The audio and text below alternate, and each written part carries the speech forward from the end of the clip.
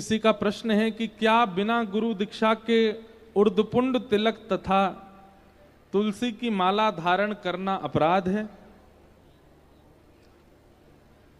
बिना विवाह के सिंदूर लगाना, बिना विवाह के मंगलसूत्र पहनना उचित है?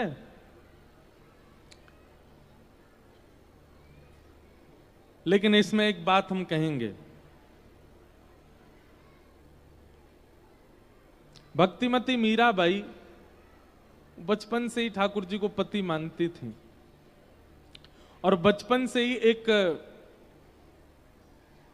पतिव्रता का जो स्वरूप होता है वो कभी कभी धारण कर लेती थी, क्योंकि उनकी भावना, उनकी इच्छा, उनका हृदय इतना स्पष्ट था ठाकुर जी के प्रति कि चाहे कुछ हो जाए, मेरे तो गिरधर गोपाल दूसरों ना कोई, जाके सिर मोर मुकुट मेरो पति सोई। तो अगर आपके चित्त में भाव अच्छे नहीं है, अगर आप सत्संग नहीं करते हो, अगर आप नियमित रूप से कथाएं नहीं सुनते हो, महत जनों को प्रणाम नहीं करते हो, वृंदावन नहीं जाते हो, भावनात्मक प्रेम ठाकुर जी के प्रति आपके चित्त में अगर नहीं है तो इसका अधिकार आपको नहीं है। लेकिन आप ठाकुर जी से बहुत प्रेम करते हैं, ठाकुर जी की नित्य कथा सुनते हैं, नित्य सत्संग करते हैं, पर अभी तक गुरु दीक्षा नहीं मिली है, तो आप ठाकुर जी को अर्पित करने के बाद थोड़ा सा चंदन माथे से लगा सकते हैं, कंठी गले में पहन सकते हैं। लेकिन सांप्रदायिक तिलक जो होते हैं वो लगाने का अधिकार तो गुरु दीक्षा के बाद ही है।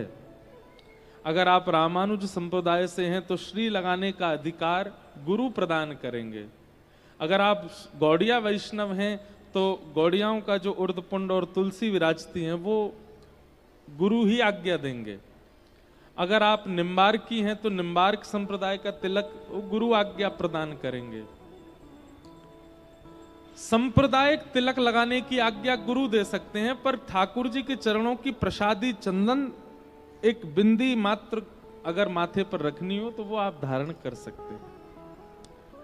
लेकिन सांप्रदायिक तिलक तो गुरु आज्ञा से ही धारण करना चाहिए, वो आप ऐसे नहीं धारण कर सकते।